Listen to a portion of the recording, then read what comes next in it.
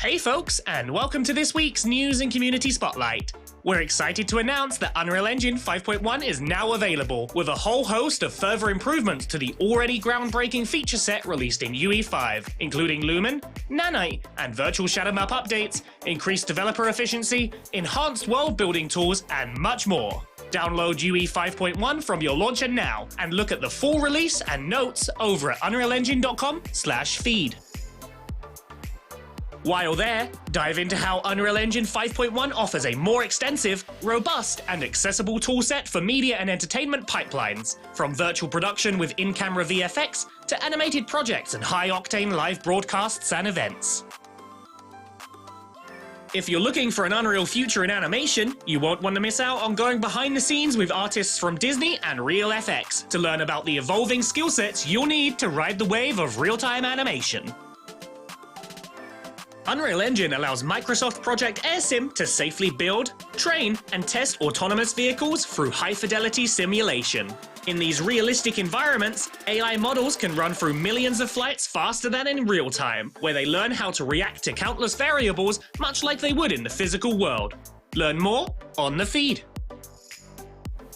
Speaking of autonomous vehicles, Unreal Engine is helping DSpace's Aurelion to be on the front line of AV simulated training with sensor-realistic simulation and top-grade visualization for developing and validating driving functions. Whether from the sky or on the road, Unreal Engine is helping many companies achieve their real-time simulation goals.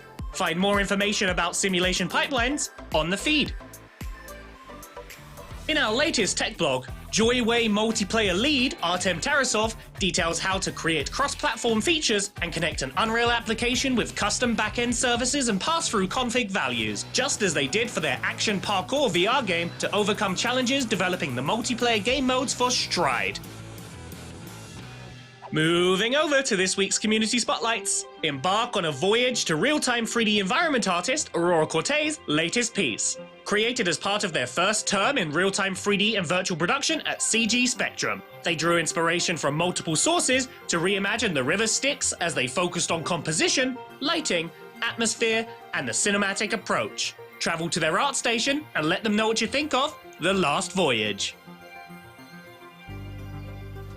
Unreal Engine technical artist Corey Williams has once again proven they are the master of their own universe. Watch their nostalgic reimagining of He-Man vs. Skeletor. Spoilers, there are a few twists. Once you've been empowered, dive into the making of, where Corey details how it was created using Unreal Engine 5 and other tools. Watch the full performance on Tayake Studios' YouTube channel.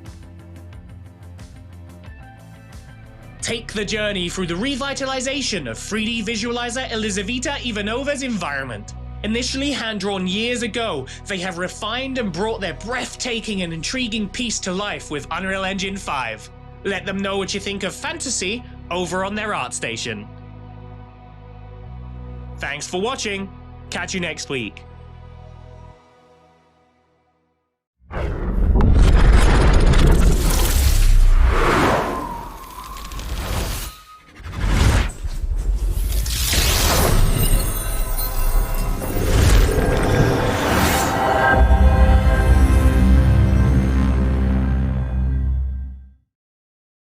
Hello, everyone, and welcome back to Inside Unreal, a weekly show where we learn, explore, and celebrate everything Unreal. I am your host, Tina, and today with me I have some incredible guests who are going to help us go over the latest and greatest with the 5.1 release.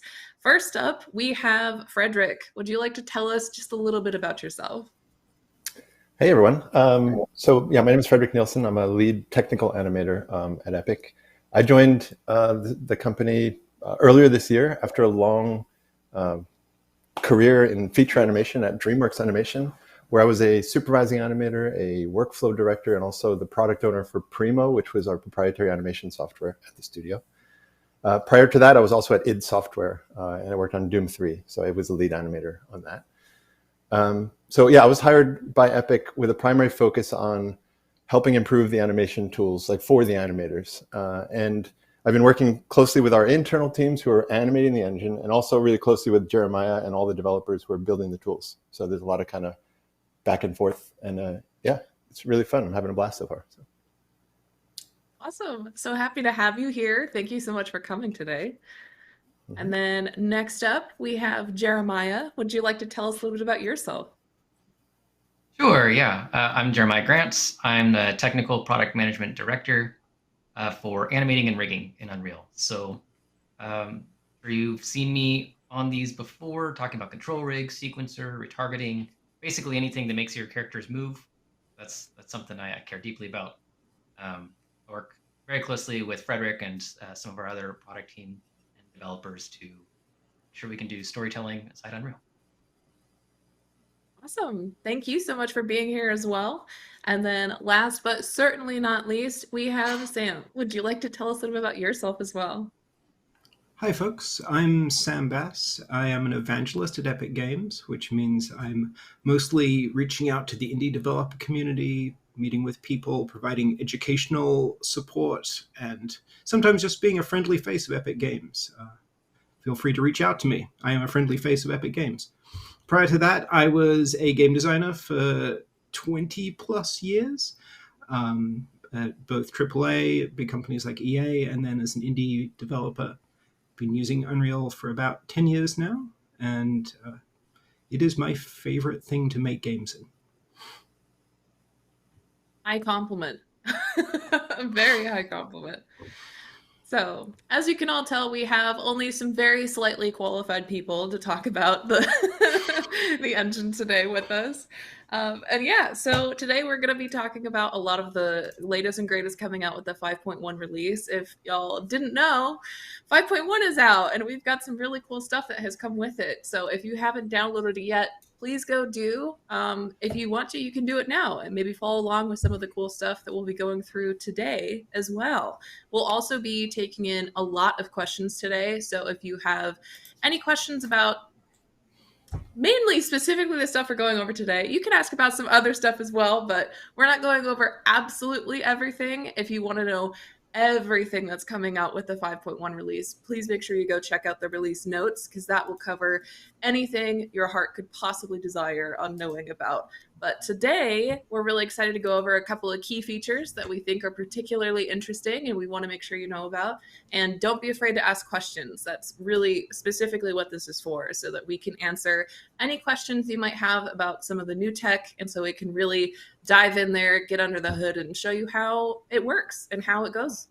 So with that in mind, I want to get right into it, because I know we've got some really cool stuff that I am also very selfishly excited to see. So Sam, why don't we kick it off with you and look at some of the cool stuff that you've brought us today? Awesome, let's do it. So let's make sure everyone can see my screen, I'm hoping.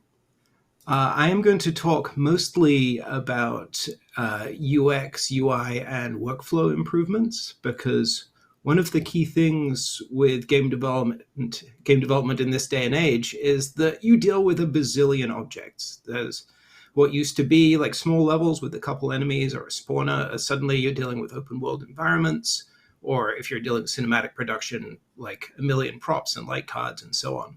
So we've upgraded our tool set to help you better manage and look through all of the content in your levels. So I'm going to start off by talking about one of the most common things in Unreal, which is our old pal, the Outliner. Now, if you can see my screen, you may notice that I have Outliner 2. That is because for the first time ever in Unreal, you can have 4 outliners. I have an outliner here, I have an outliner here, I have an outliner here for no particular reason, but just because it's fun to have outliners. Now, beyond that, there's been a whole bunch of additional functionality within the outliner and within the toolset overall. So I'm going to start with what else we've done with the outliner. One thing you may notice if you've loaded up 5.1 is that we now have a proper hierarchical folder view, which means when you're scrolling down, the folders that you're currently looking at pinned to the top, if you click on them, it'll bounce back to that folder, which makes scrolling through huge piles of assets much, much easier. For instance, I can just bounce back to areas without having to scroll all the way back up. It's easier on your mouse wheel. It's easier on your fingers. It's a good thing. Beyond that, we have really upgraded the search capabilities within the outliner, the content browser, and a bunch of the other parts of the tool set. So for a start, we have search history now. So your most recent couple searches will be stored in your search bar, so you can bring them up again rather than retyping them. We have support for more complex search, so you can do things like thing or other thing. In this case, orb or spawn, which brings up a bunch of my gameplay objects, which is really nice. And then you can do one even neater thing, which is you can save off that custom search. I'm going to add some exclamation marks so it looks exciting. And then whenever I want to do that search, I have a button for it. I can just hit that button, turn on that filter, and it's just like if you've looked at our details panel at all, where it has these filters. Now you can create your own within the outliner, and you can also do it within the content browser. So let me show you that. Let me bring this up a little bit. So I have a bunch of saved searches in here. And once again, I'm going to do a pretty complex search, which is I want something with over 100 triangles, but under 200 vertices. And that gets me these objects. I can then save that as a custom filter and call it that, because why not? And give it a pretty color, because in the content browser, to get color coded, it matches the styling of the content browser, just like this matches the styling of the details panel. So that makes just filtering and sorting through all your objects much, much easier. I am a big fan of it. Beyond that, we have some additional things that have been upgraded. So let's look at the reference viewer for a second. So the reference viewer, you may know, it's been in Unreal forever, has been given a significant upgrade. So whereas before you were somewhat limited in how far you could search, now you have full control of reference depth and breadth. So I can bring it down to 1. I can roll it up to like 25, 50. You can set a breadth limit. So bring that down, bring that up. It means like searching through your reference tree, finding what references what is much cleaner from a UI perspective. You can also use collections to filter your references. So I've created some, this is a filter that is only things that reference the material instance plastic. I can filter by that. So let's go back to that. You'll notice that all of this is also now color coded. So blueprints and various other actors all have color coding, so you can actually see what they are at a glance rather than having to zoom in. They all are styled with nice miniature images and so on. So it's much more representative of what your actual reference structure is like. So reference viewer. Next up, I'm going to bring up the light mixer. So the light mixer is basically a way to organize and work with all of the lights in your level. It basically displays them in this nice spreadsheet view. And then I have a couple spotlights here in my example map, which I will get into more in a second. But these spotlights, I can now bring them all up at once, edit all of their settings. And I can also solo a light, meaning I only see that light, no other one. I can basically, rather than having to scroll through, find all your lights or put them in a group or whatever, you can now just view them all within the light mixer. It's an incredibly useful tool. And as with the other tools like the reference viewer and content browser and outliner, it's got full search capability. So you can search, if you have a bazillion lights, you can search your bazillion lights and filter it down pretty easily. So next, what are we going to talk about? We're going to talk about data layers really quickly. Now, if you've used Unreal 5, you probably know data layers as a way to work within large open world environments, creating layers of data that contain different stuff. This map, for instance, contains 3. We have an environment one, we have a gameplay one, and we have a lighting one. That has all the lighting objects. Now, previously, gameplay or data layers were specific to a level. So your level or your world would have X data layers. Now, what you have in levels are these, which are data layer instances, and they reference data layer assets, which means that you can have data layers that exist in multiple maps. You just reference them from your instance, which means, yeah, you can create essentially shared content between multiple levels without having to recreate the data layers, duplicate anything. It's much, much cleaner workflow. One thing that I can't show you because I have streaming disabled on this map is this thing down here is the actor editor context, which if you're working in world partition means that you can see basically your world partition data layer, your level instance, and your outliner actor folder. Also worth mentioning that data layers in world partition now support level instances. So if you're doing level instancing or packed level pack levels, you can use both of those within the system very cleanly. So next one, you'll have to forgive me, I'm going to switch to a different project. And I'm going to make weird noises while I do it. Okay, so different project. This is Lyra, the sample game.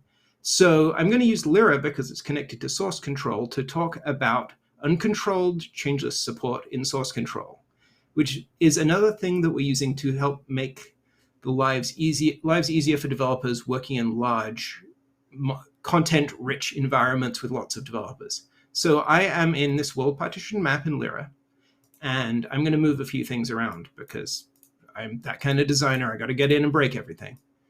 And so I'm then going to save all of them. And instead of checking them out, because I don't want to actually check them out and get yelled at by the Lyra team, I'm going to make them writable.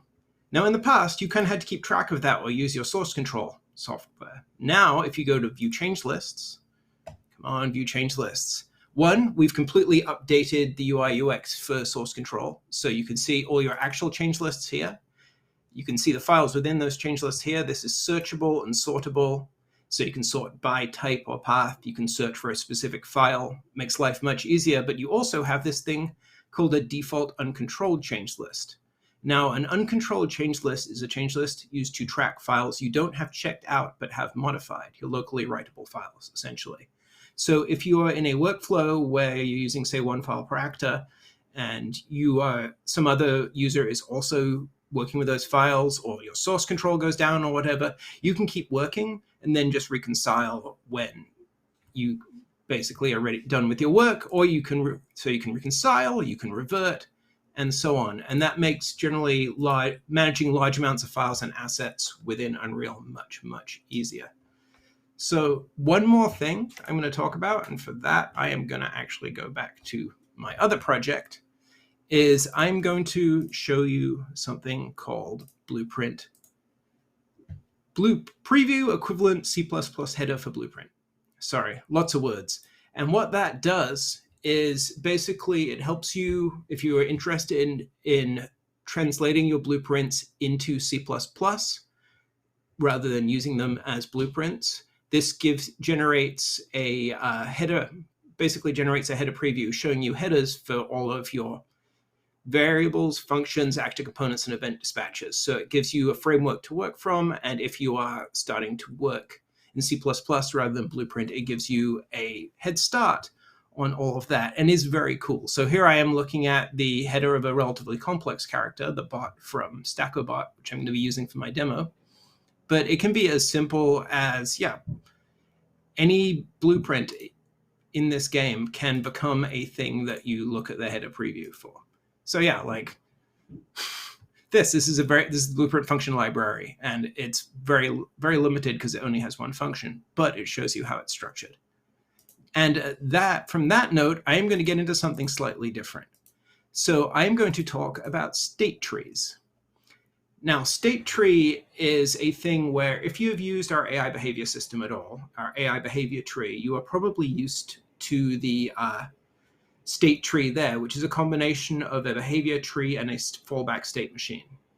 And what we've done is genericize that functionality into a plugin that lets you basically add state trees to whatever you want, rather than being tied to the AI system. So you can create a state tree with behaviors and so on. So I'm going to play a little demo, and then I'm going to show you how I use state tree to build it.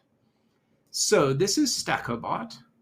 If you don't know StackoBot, it's one of our sample games. It came out with Unreal 5 and is a very fun entry-level platform game. You can take it apart. You can see how it's built. It's entirely Blueprint. And I'm using it here to show off a little bit of platform gameplay. Also note our Lumen and Nanite upgrades. This is running very nicely and is on the high-level Lumen details, so it resolves very cleanly.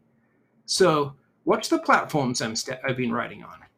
There's this one that loops. There's these two that go back and forth. I point at my screen like you can see my finger. And then there's this one. I don't even know how to get to that one. Well, what if I fly over to it?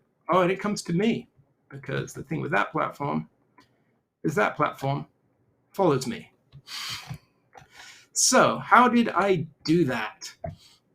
Well, very simple. These platforms are a state machine actor called State Machine Platform. If I open that up, you can see the event graph is completely empty. There's a construction script that assigns some dynamic materials, but otherwise the entire thing is just a mesh and a state tree.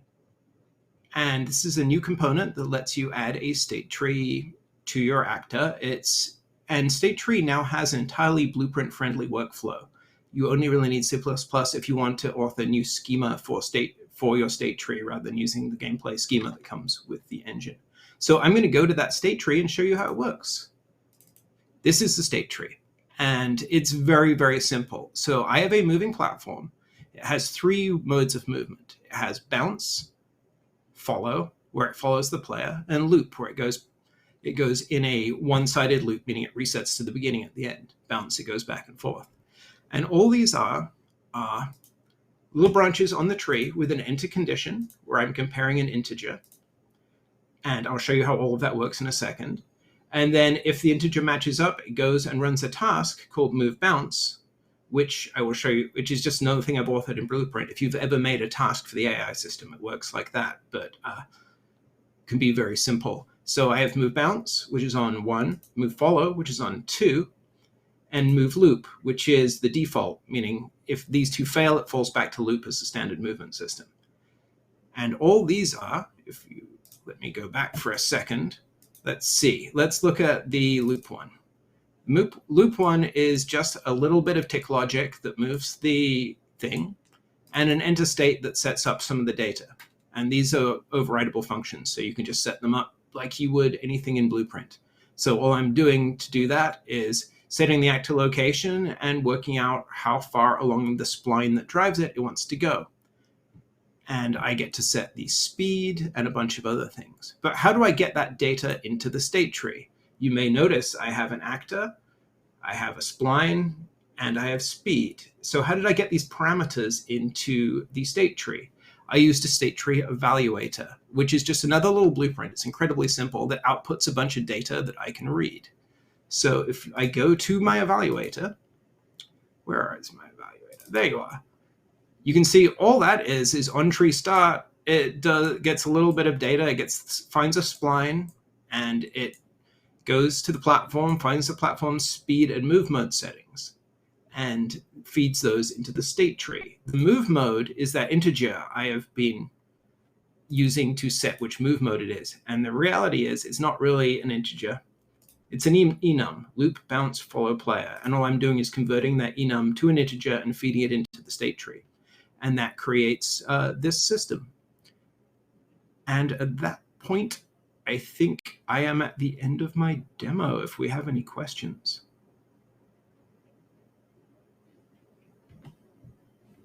Yeah, absolutely. There was, first of all, lots of very exciting quality of life stuff that we got to see in there. I know that I am very fascinated with a lot of the outliner changes. I think we definitely needed a bit of a facelift in the outliner for a while. So being able to have a lot of those really helpful features in tandem with the new search functions as well is going to be so helpful for so many people. Let me go ahead and see what all chat has been saying as well. I know they were also very excited about some of the quality of life things as well. The main questions that I'm seeing is, do you happen to know if any of these outliner changes can work in tandem with some of the plugins that had been previously made for some switches with the outliner? Or would you recommend with just going with what the engine has come up with now in 5.1? There are a lot of really good plugins out there. I can't speak personally to how well they interact with the changes with 5.1, as I'd have to go hands-on. But yeah, I would say the core feature set for our Outliner content browser is really, really strong at this point. So if your plugin doesn't work, well, one, it's probably going to be updated to work with this stuff anyway, because we like to put the information out there. But if it doesn't work, you should have a much better working experience than you did in the past with Content Browser and Outliner. Absolutely. Awesome. We have so many questions but I want to make sure that we can kind of go through each of them. So don't worry, everyone. We will get to your questions. I think we're going to try and keep a lot of these, since they're not quite related to exactly what we just saw. But one last one I want to ask before we dive into the stuff that Frederick and Jeremiah brought us. Do you know if there's any way or any plans on adding locking or freezing to the outliner as well? Well, yeah, that would be really nice. I can't speak to the tech roadmap because then snipers would take me out and it would be a really disturbing inside Unreal. But there, you notice we added pinning functionality. We've expanded the search functionality. There's a long roadmap ahead to improve UI UX on the editor side. So expect more good things in the future, I think is probably the best answer. Yes. Awesome. Very exciting stuff. Thank you so much for showing us all of that. I know a lot of that. I'm very selfishly super excited about pretty much everything that you showed. It's going to make a lot of things, I feel, much faster. It just speeds up the workflow, keeps people more in the creative process and being able to build, as opposed to tedious things such as scrolling and refining things and researching over and over. And I think it'll help speed up a lot of this process for many people. So thank you so much for walking us through that. Oh, it's a pleasure. Awesome. So next up, Frederick, do we want to walk through some of the cool animation features that you brought for us today? Yes, but I think Jeremiah wanted to say something first. Oh. That's right. I skipped ahead. Jeremiah, okay. Why don't you kick us off? Yeah, I'm just kind of giving a little intro into the animation stuff. I learned a lot of stuff from Sam there too, so that was exciting. And a lot of the kind of the same concepts of just how do we make workflows more seamless, kind of keeping you in the moments longer. You're going to see those same themes when Fred goes and showcases some of the animation workflows. A couple things I do want to just mention is we're going to show a few things here, but the content examples project on the marketplace has been updated for 5.1, and there's a lot of great content in there. Open that up, download it, look through all the rooms. They've been, a ton of them have been fully updated, or there's a bunch of new ones. And the docs as well. The 5.1 docs have been updated. The docs team is amazing. So whatever we miss, it's probably in there. But we can always open up the project and take a look at it here as well for a few of the things. But there's some excellent resources. Fred and I have been focusing heavily on not just animation, but animator workflows. The artist, what does the artist do day to day? And what does that process look like? Probably seen me on here before talking about control rig, animation, that type of stuff. But bringing Fred into the team and being able to really hone in on what is an animator doing and why would they want to animate in Unreal?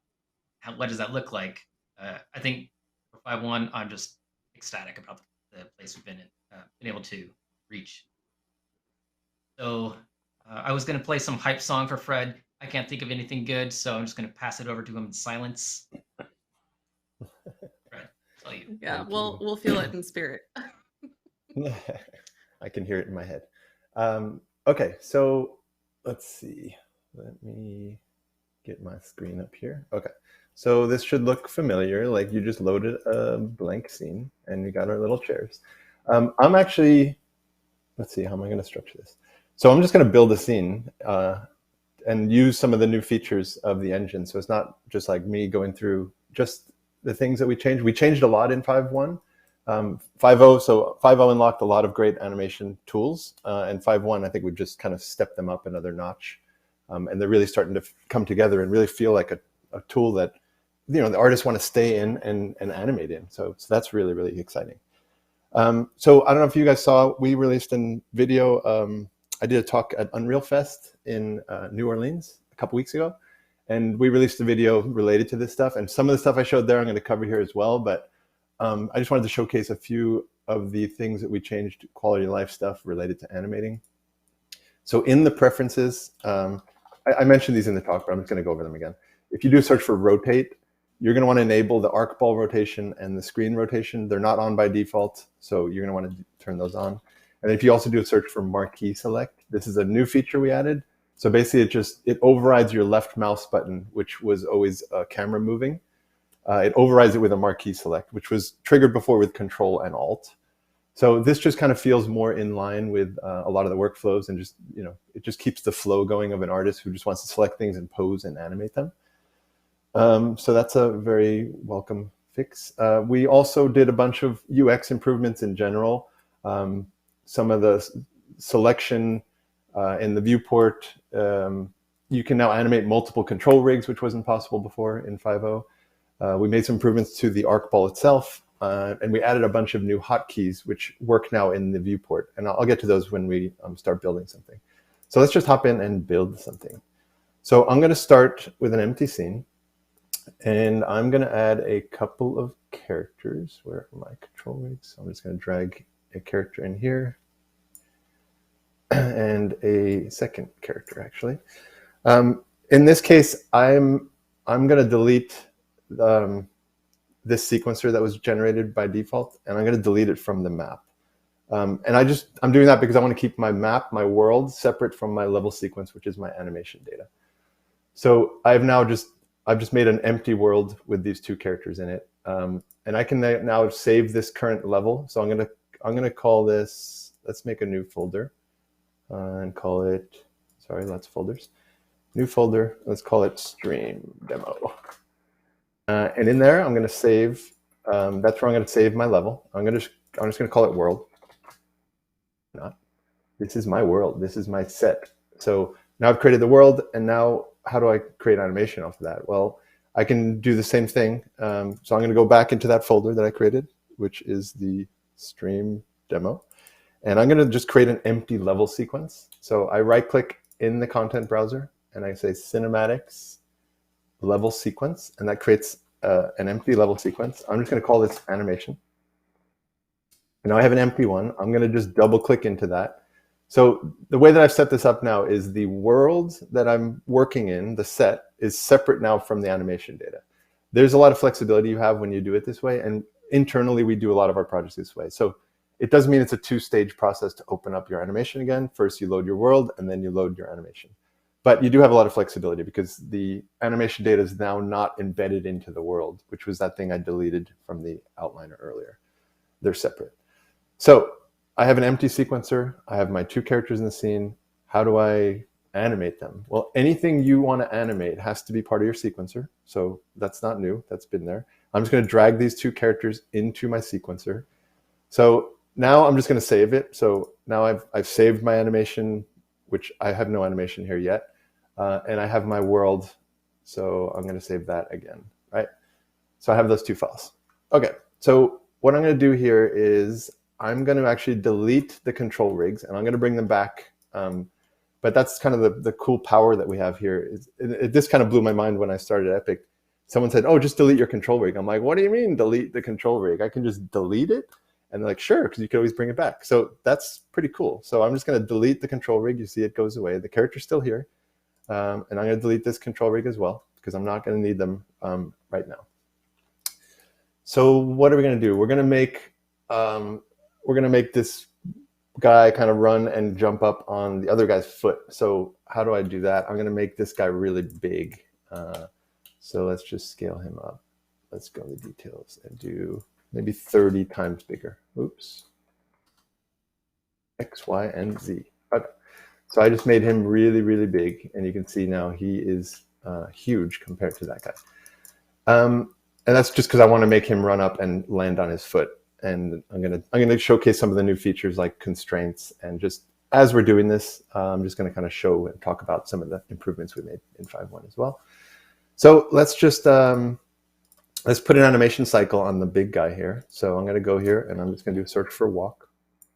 And oops, that was the wrong guy. This is the big guy. Walk. Okay. So now you'll see this guy's walking, but you know what? He's really big, so he's kind of walking way too fast.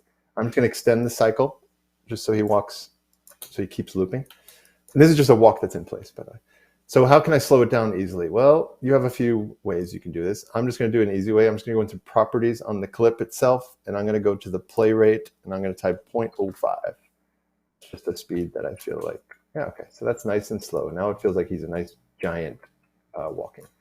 Now let's just make him move forward a little bit. So I'm just going to add a keyframe on the, I'm going to add a keyframe on the transform, and I'm going to move him. Where is he? He is here. I'm just going to move him forward. And now you'll see that he moves, but I'm going to probably want to make that linear. So I'm going to go to our curve editor here and click on the character again. Where is he? Here. Go into the transform. And I have my curves here now.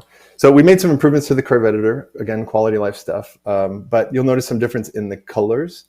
So now the colors of the keys are the same as the curve itself. So the nice thing now, it means that we can take that color white and show when something is selected. So that was just a thing that we noticed. There were certain workflows where you couldn't actually see the selection of the keys. So we kind of just tweaked some stuff around that. Yeah, so let's just make this thing linear. So I'm just going to click on those, select those curves and click here, which will do linear interpolation, because I know that's what I want. I just want a constant speed. Oh, wow, that was a pretty good guess on speed. That's pretty locked. Otherwise, I was just going to play this, and I could move this up and down during playback until I feel like I have a locked foot. So that's what's kind of cool, that it evaluates so fast that you can do that kind of workflow, which is really neat. Okay, so now I have my guy walking, and now I'm going to go back to my sequencer, and I'm going to make this guy run up to the foot. So I'm just going to move him over here and maybe rotate him towards the foot. And same kind of thing, we're just going to use some clips. So I just pulled some mocap that I retargeted to the mannequin. And I'm going to say, I just called it test. And I'm going to say, I want to use standard run. So this guy runs. So now what you notice is he's actually moving forward in space. So I want him to run a little further. And because he's moving forward in space, I can't just extend the loop like I did, because now every loop will go back to the beginning. So what I'm going to do in this case is I'm just going to copy and paste this clip. And I have now two copies of the run. But now what I can do is I can match that second clip. Again, this isn't new, but I just wanted to show it. I can match the second clip to like the right foot. So if I do that, now it runs and he continues to run forward, because I just matched the bones across these clips. And I could blend them and do stuff like that as well, but I'm just going to go this way. Okay, I'm going to add one more clip. Which one is that? Let's see. I think it's called Sprint to Wall Climb. So same thing, you'll notice it goes back to the origin and he just kind of sprints and jumps. But same kind of thing, I just want to match it to the foot. So I'm going to right click, match, and do a search for foot bar. So, oh, that did not work, sorry.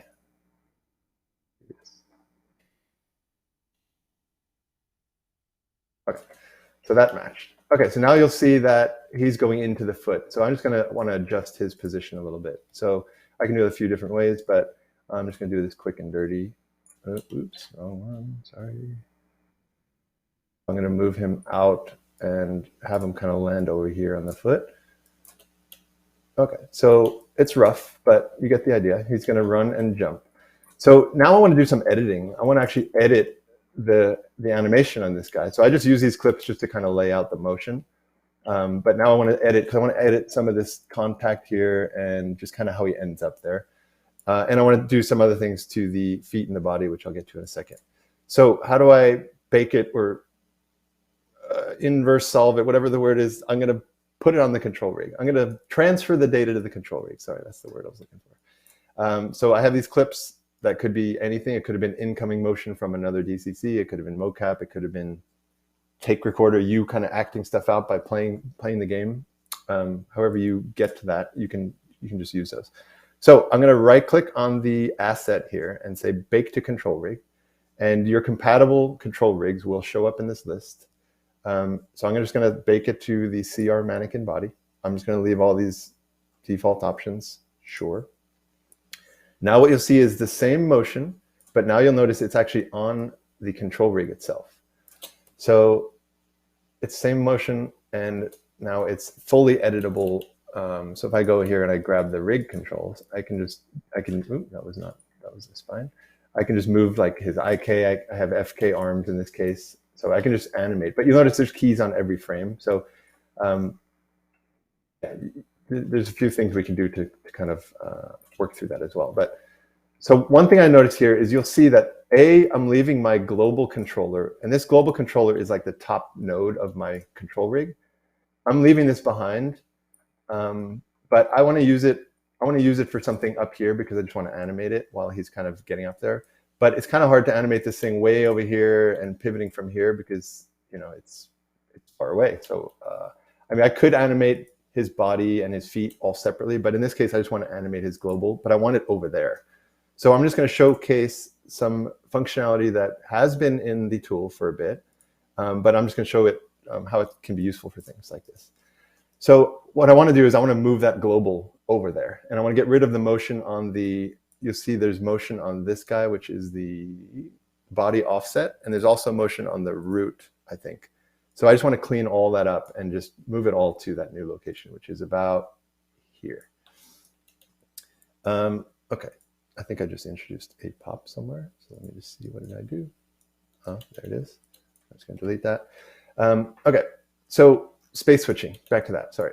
So what I'm going to do is I'm just going to move the space of the body, which is currently in, you know, you'll see that all this thing moves and pops. So I'm just going to move the body and the feet out of parent space and move them into world space, and I'll show you why.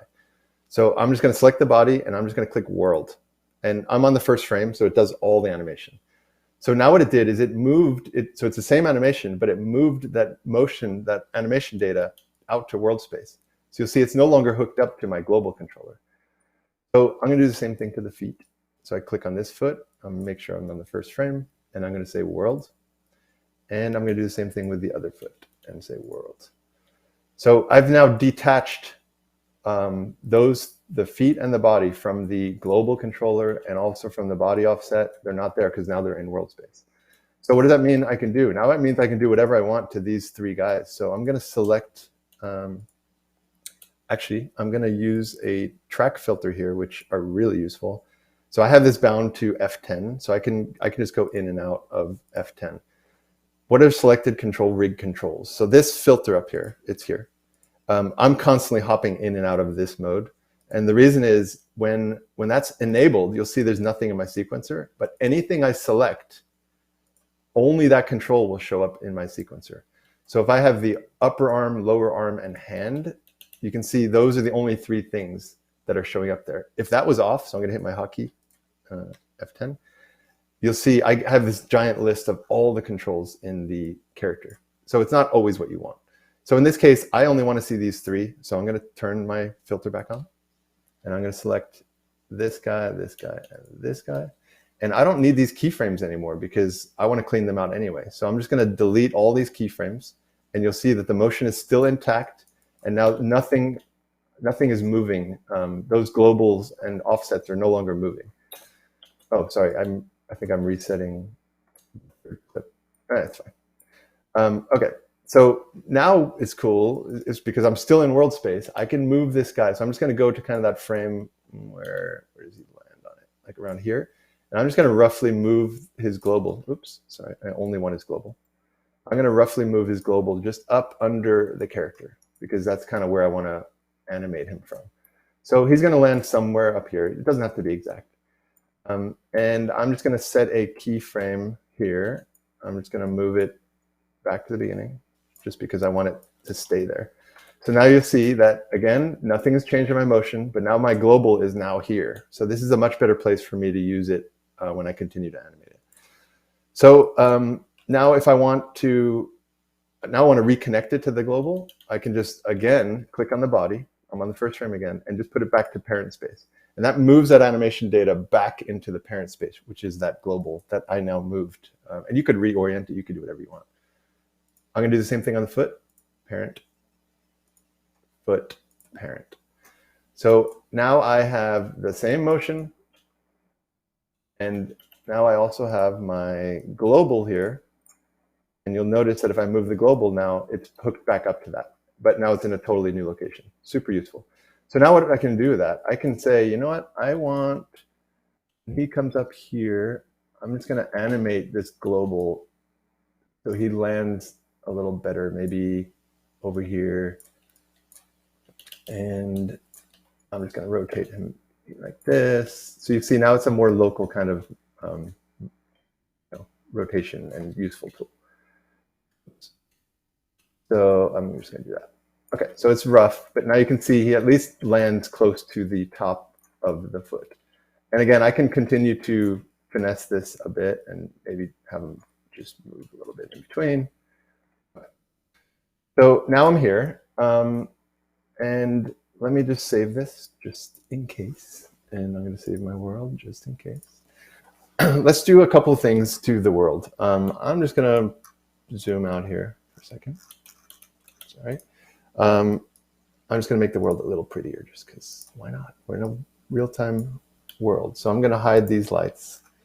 I'm going to just make a couple of quick point lights and make the radius bigger and make it a little hotter. And let's just make it a little cool. And then I could duplicate this light and move it to the other side. And maybe make this one, oops, over here. And let's just make it a little warmer. Why not? Okay, so I'm going to save my world again.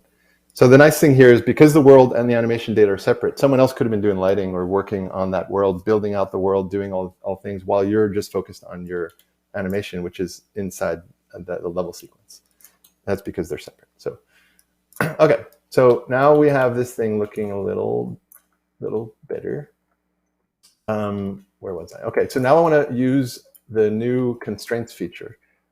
So what I want to do is I want to attach this guy to his foot, to the giant's foot on this kind of this frame around here. So why don't I, actually before I do that, let me just check something because I noticed that the data on the animation, where is it? Sorry, this guy. Okay, so I have some extra keys over here that I want to just delete.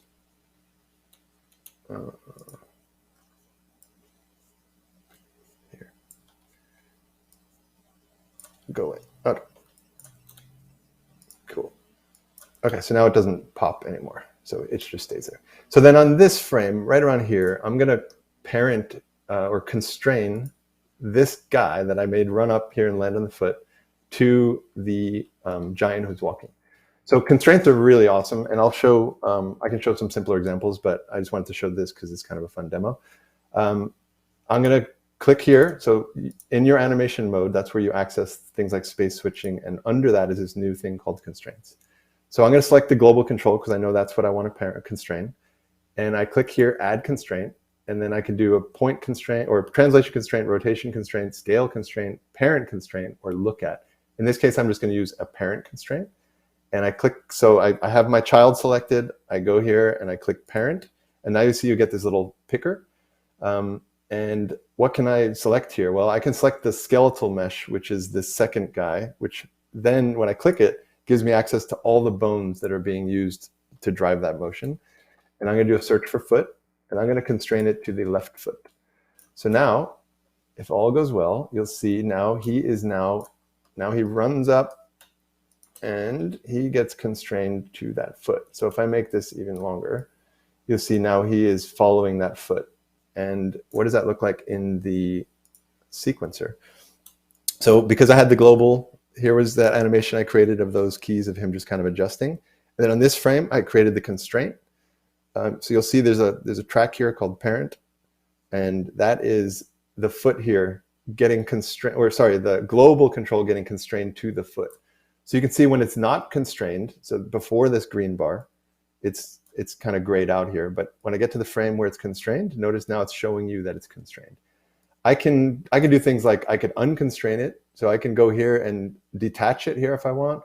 Or I can, so maybe what I'll do is I'll just kind of have him stand up and then jump up to the leg. But before I do that, let's just say, sometimes it's hard to track motion that's moving through space. So what can we do to circumvent that? I could use the constraints again, and let's create a camera. So I'm going to go here, create a camera here, and say Cine Camera Actor. So you notice this just created a camera from exactly where I am. And now in my outliner, I have a new camera.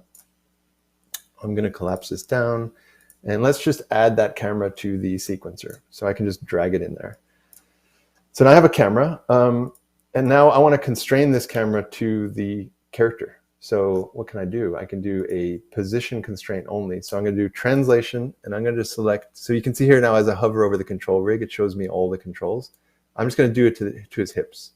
So now I've just created a constraint of this camera following the character jumping up on the foot, and then he gets constrained to the foot. So it's kind of this double nested constraint, which is really cool. And what does that look like in here? So again, I have the constraints track, and you can see that I'm just going to actually delete these translation keys on the camera just because I want to show that even though it's constrained, I can move this camera around, and you'll see it still follows. So this is kind of a nice mode you can use, like in a second viewport, where you're just tracking some motion that's flying through space or doing whatever. And I can just go in here, and I want to look at it a little bit further away from over here. So I just change my position, and now you can see I can get a better view on it. And I can actually keep animating even when I'm in this mode. So I'm going to do this again. And when I get up here now, hold on, let me brighten this light a little bit. It's a little dark. Okay. So say I want to animate, I want to fix his feet a little bit. So let's just do that. So again, this is not new, but I want to show it because it's very useful. So I have all this baked animation data and all the controls of the character. So now if I want to animate these feet, I'm going to hop back into my track filter and select that foot again. So if I go into this foot, you'll see that I have a ton of keys and curve data. So I could go in here and just delete these keys and animate them by hand, but I kind of want to leave what's there and just animate on top of it. So what I can do is I can use sections, which are very similar to animation layers. So I click on my control rig here, and I'm going to actually just do it from the beginning. So I have a whole section for the entire animation. So I have here my control rig, and I click on section, and I can do absolute or additive. I'm going to do an additive. So now you'll see here is there's two control rigs. You'll see this is my original baked motion, and this is now an empty control rig. But this is additive. You can see if I hover over here, it's additive. So what does that mean? That means I can do whatever. I can just say, I'm going to rotate him backwards and set a keyframe on that. And now you'll see it added that pose that I did of him leaning backwards to the rest of the motion because it's in a layer. But I don't need to do that. So I'm just going to actually, better view here. I'm going to actually just edit these feet real quick. So I have this foot and this foot. I mean, it's not terrible, but yeah, so I want to end up here. So let's say I'm going to add a keyframe on these feet. I'm just going to move them back and up a little bit, because why not? And then I'm going to have him land a little bit higher so that he lands here, right? And now I can do the same thing with the body, because now his body's too low. So I'm going to go to this frame, add a keyframe, and go to this frame, sorry, and pull him a little higher. So you'll see even when I pull him up, the camera is adjusting as well. And then I can have him kind of land here. So he goes a little bit higher. Okay? And then why don't I just make him stand up too, because while we're at it. So yeah, you can see the camera is still following the character, which is really neat. So he's just going to stand up. And again, I'm just animating this additively. So you can see this just has a few keyframes here. Let's see. So I'm just going to hop out of that camera. I can keep working. So let's just have him do one more thing. Just have him jump up here. Boom. And rotate back. Oh, sorry. Just while I have those keyframes in here, I could show a few other cool things. So the tween tool, we did some work for the tween tool. We actually added 2 new sliders. So tween was the original one, and prior to 5.1, it would only work on selected controls in your viewport. That means all the tracks on that. So one big thing we did is we made it so that you can select keyframes in your curve editor. And if you have keys selected and you use it, you'll notice that it's actually manipulating all those keys. Or if I just have one key selected and I use it, it would do just that. So the tween tool was the original one. We added 2 more, one called blend neighbor and one called push pull.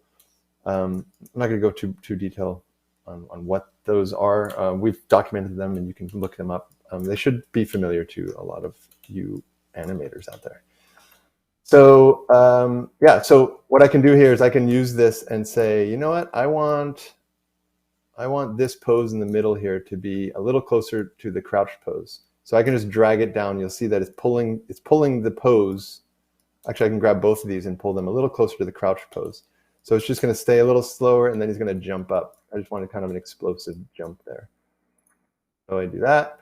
And then what I want to do here is I want to change the constraint from the foot up to the lower leg. So on this frame, I'm going to say detach. So I see, you'll see if I don't have anything selected, nothing will show up in your constraints, because you actually have to choose the control or object or camera, whatever that you are using constraints with. You select the child, and then the available parents will show up here. So on frame 134, I'm going to detach it from the foot. Didn't do what I wanted. Hold on. Try it again. Maybe because I'm in the wrong layer, probably. Sorry. Try this again. Detach from foot. Nope. Didn't want to do it. Okay. This live demo is not playing nice. But if it did work, I would have just detached it here and then created another constraint to the upper leg. And then it would have, then I can just switch it. So, and then that would look like in your sequencer here, you'd see one bar here that ends. You know what, I'm gonna try this one more time. Nope, doesn't want to do it. Okay. So this bar would end, and then a second constraint would show up. So it would say like calf L or whatever. Yeah. So that's that. Let me just save this. I'm just going to load up one more thing that I had done that I was working on. So this might look familiar to some of you that saw the Unreal Fest talk. Let's save this first. So I'm going to load up this world, and I'm going to load up this little sequence that I've been working on. Where are you? Here.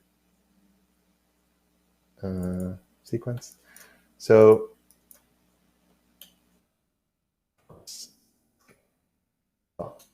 basically what I was working on here is the cardboard box. It opens, little guy comes out.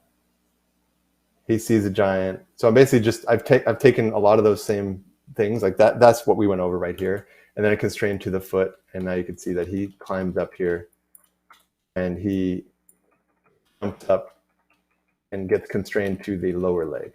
So that's kind of what I was working towards. But, you know, animation is slow and it takes time. So you can only get so far in these kinds of live demos. But I'm going to end it there. And then if you guys have a bunch of questions, I could always load stuff up again and go over more of the stuff that we added. So, yeah. Awesome. Yeah, I totally agree with what you were saying earlier, Jeremiah. I feel like a lot of the tools that you just went through, Fred, really help with speeding up the process and really helping people focus on staying in engine, in the moment, with creating what they're doing instead of having to constantly shift between different tools or even potentially different softwares, and just really stay in that flow, which I think a majority of the features of 5.1 is what I'm finding are really helpful for just staying in the moment, exactly like that. Do you think you all agree with that sentiment? Mm-hmm. Absolutely. I mean, we have, sorry, after you. I was going to say, I think so much time is spent, the creative process is very iterative. You have to continue to refine and iterate. And if every iteration takes a long time finding things, clicking the things, etc., then you spend so much less time creating than you would otherwise. So we have to pay attention to what do those iterations look like? Where do we spend our time in the tool? Is it actually being creative, or is it just using? Yeah, absolutely. We've added some other features that sort of aren't on the docket today, but things like the wave editor for audio, so you don't have to go to an external package to edit your wave files. It just saves you that 5 minutes of loading up something else and editing it and getting out of your workflow. And yeah, as a designer, I mean, the longer I spend working and the less time I spend waiting for something to load or something to build. I mean, we've also done a bunch of changes in terms of on-demand shader compilation, virtual assets, things like that, that I am by no means qualified to talk about how they work, because that's giant brain engineer stuff, but they are designed to really speed up your workflow. Like if you're working with huge sets of data, you only need to grab the bits that you want, you only need to build the bits that you want, and you spend more time editing stuff and less time fighting with your source control software. Yeah, absolutely. Which are, I think personally, that's a really great direction to take a lot of the tools that we're building, is just making things easier for the user, right? Because I know that the engine, especially for anyone who might be new, especially, can be very overwhelmed and might not know exactly which direction to go with a lot of these. So I feel a lot of these features really help to kind of narrow down the process, keep people in the moment, and really help you focus in on what it is that you're doing in that moment, which should be helpful for everyone across the board. But I feel like especially beginners, it makes it a little bit more approachable of a tool.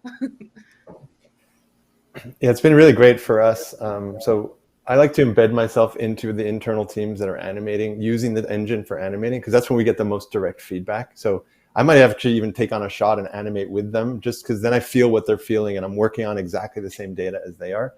But it's so valuable to have that direct connection with the animators, and we sort through, like, what are the big pain points? What are you really feeling? Like, what is your biggest thing this week that you're hitting? Or, we can look into some issues. Maybe they're hitting crashes, or maybe something's not coming back the way that they had intended, for it to be.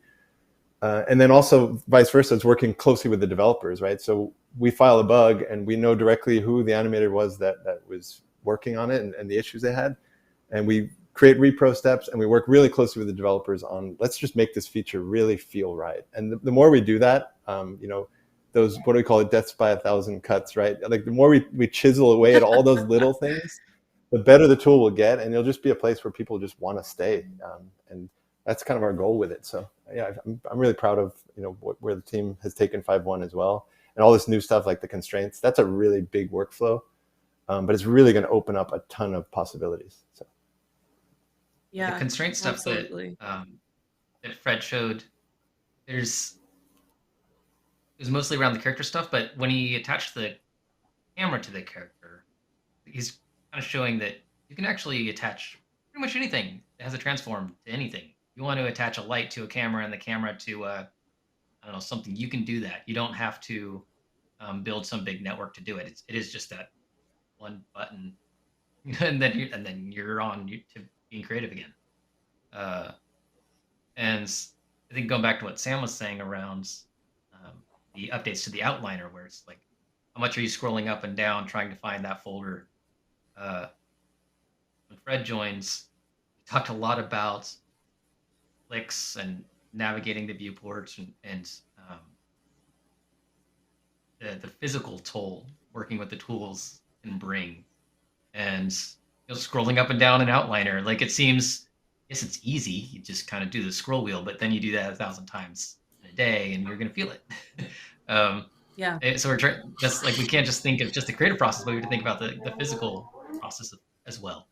I think that's where we've really been kind of leaning into that fit and finish of each of these tools. Have we hit them all? No, but we're really focusing at each piece and improving the whole tool set.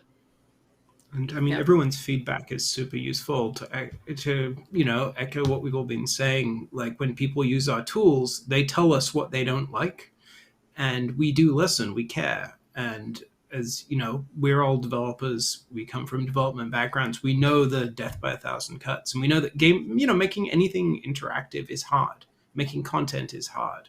So everything we can do to just ease it and make it easier for less people to do more stuff in the same amount of time, I think is a win for everyone.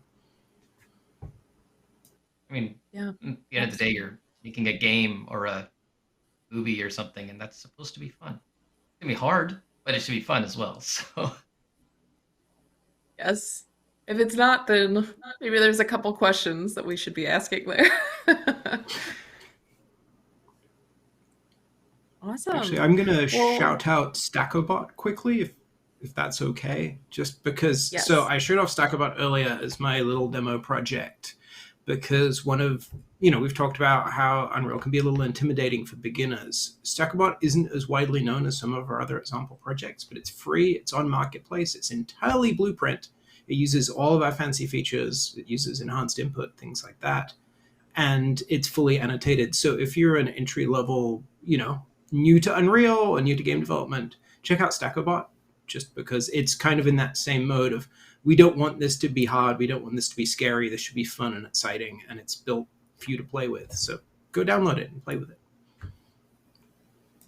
Yes, absolutely. It's a fantastic tool and resource.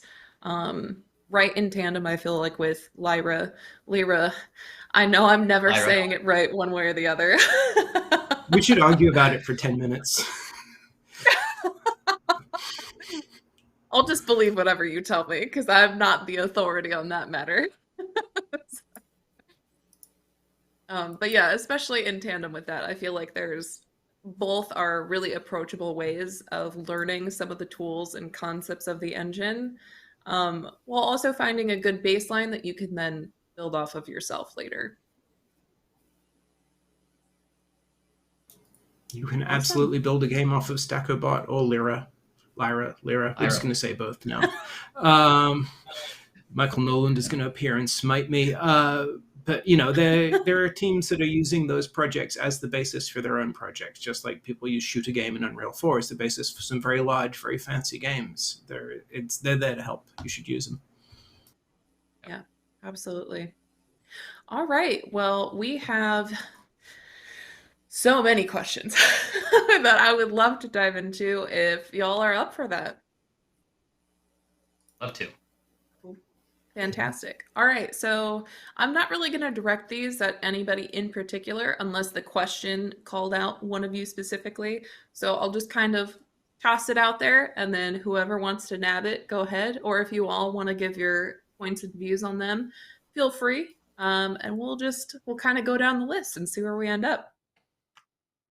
So I wanted to start us off with a very difficult question that was posed by chat, because we can only go up from here, right? So the first and most difficult question I have for you is, if you have to narrow it down to just one, what is your favorite new tool or feature that has come out with the 5.1 release?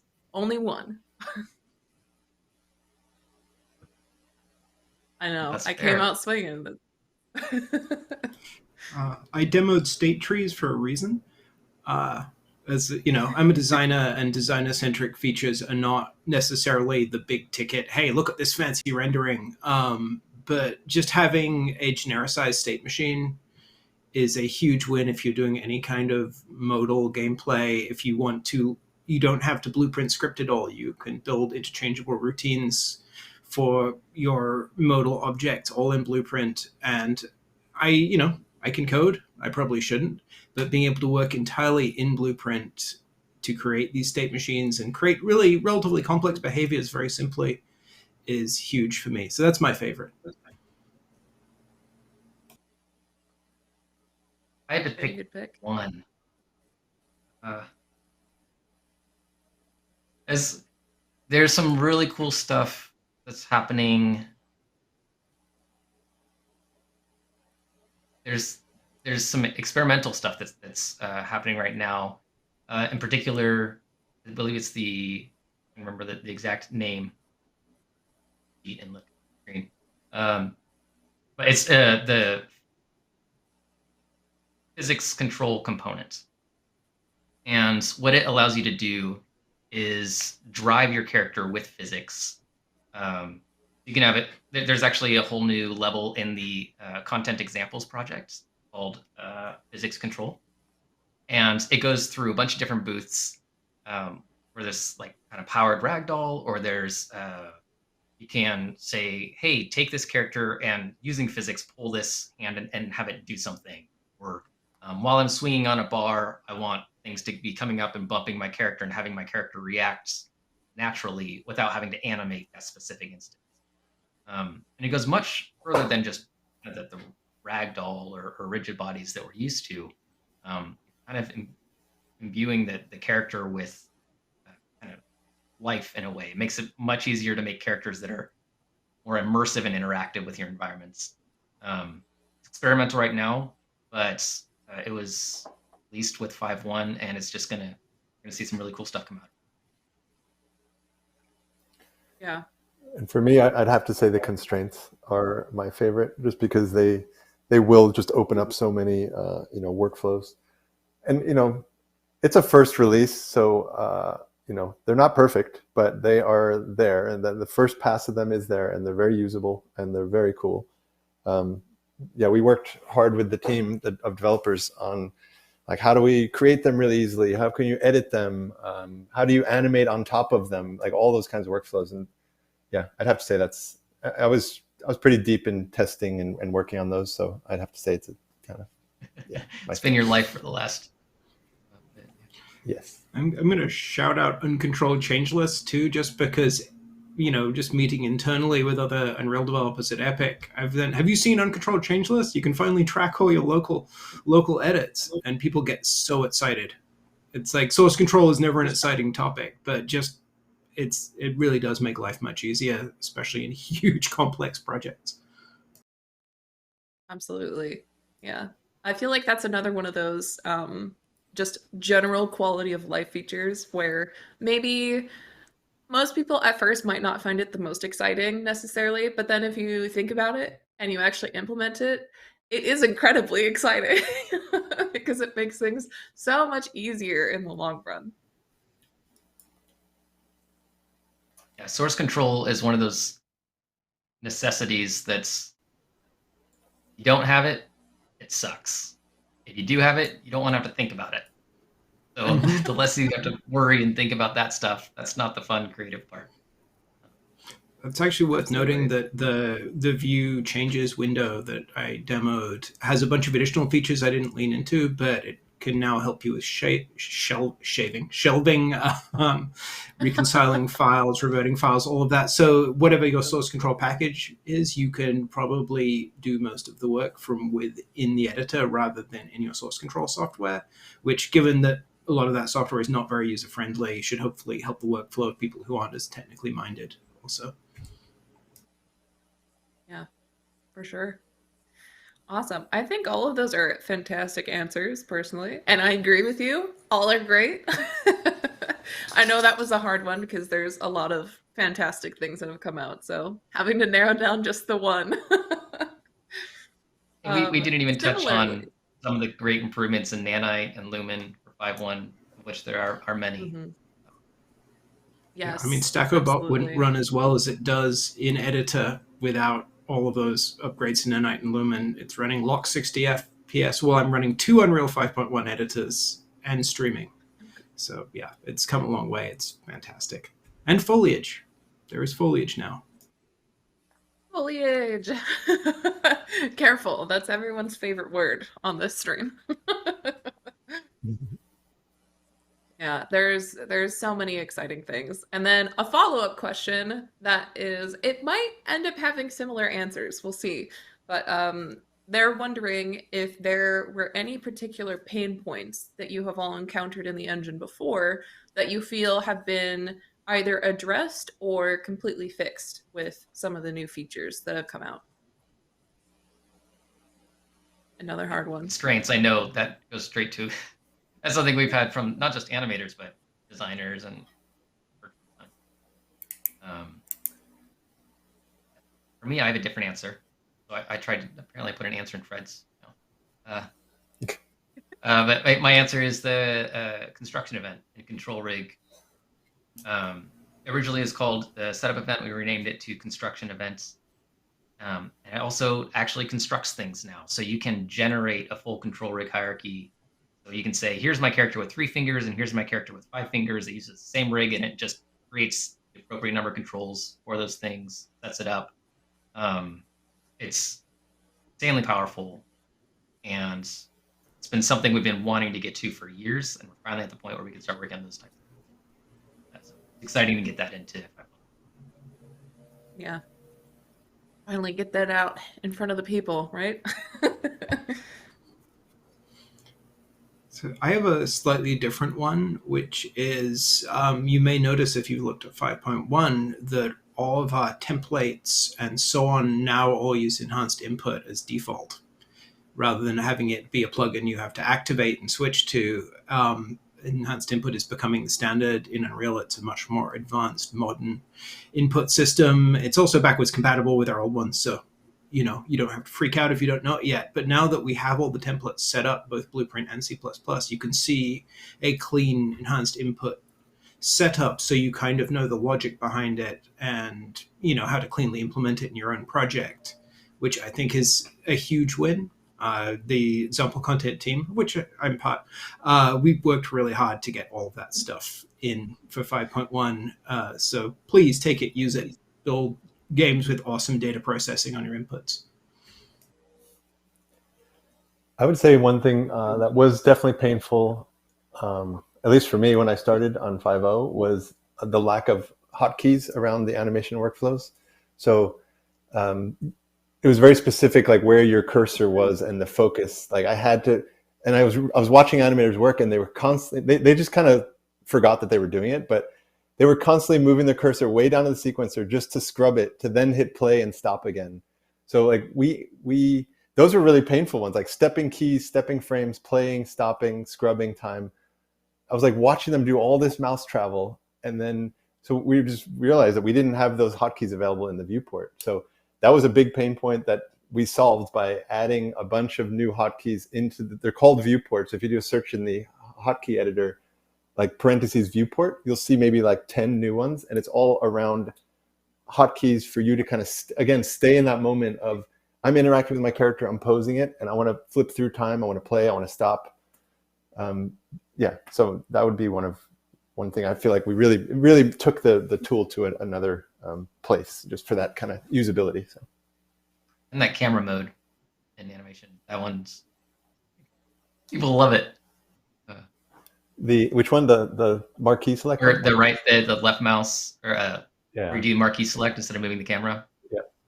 Yeah. That was like when I first started, I'm like, there has to be a way to turn this off. They're like, there's not. Okay, can we add it? People are going to want that everywhere. It's going to be everywhere. I see it, the future.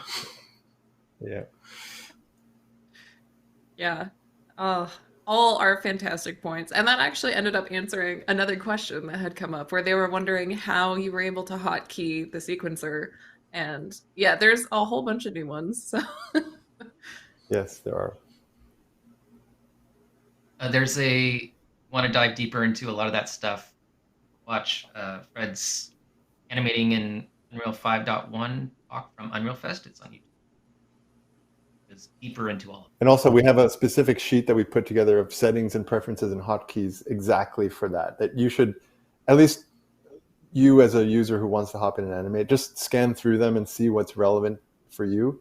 I always found like I want to keep my hand in a comfortable position on the keyboard, and I'm just using a standard keyboard, but I know animators that work on, like, I don't have one here, but like a custom keyboard called like an X keys, where you can completely program all of the keys that are around your hand, and then you never have to move your hand off of the cursor to kind of go and click something that's way over here. So. That just sounds amazing. Honestly. Yeah, they're pretty cool. Yeah. I mean, I think, again, that falls under the like physical repetition that you were talking about before as well, where the less that people are having to actually physically move around, which I know I'm probably going to get roasted in chat for talking about this because they're like, you're just sitting at a desk and clicking buttons. But it matters when you're doing that for hours and hours, as I'm sure most of the developers here understand.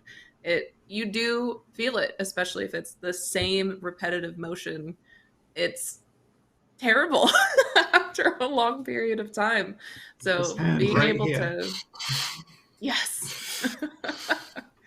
Yes, being able to have those hotkeys and ways to kind of minimize those potentially longer term difficulties are so nice, so helpful. I'm personally very happy about that myself. So awesome.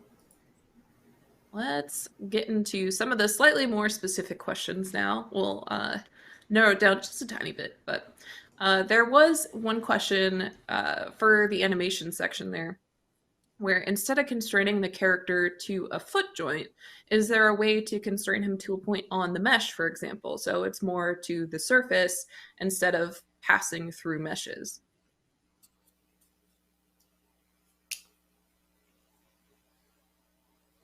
Thinking currently there's not a great way to do that. That's something that's been highly requested. We've seen some people do kind of similar things where you could essentially what you do is you query the long story short is it's not very easy right now. But that's something that has been highly requested. It's on our list. And there's a lot of other things that are coming kind of down the pipeline. There's been a lot of improvements in our new deformation framework, for example, that makes it easier to query parts of the mesh. So there's a lot of pieces in the works that will make those types of workflows easier in the future.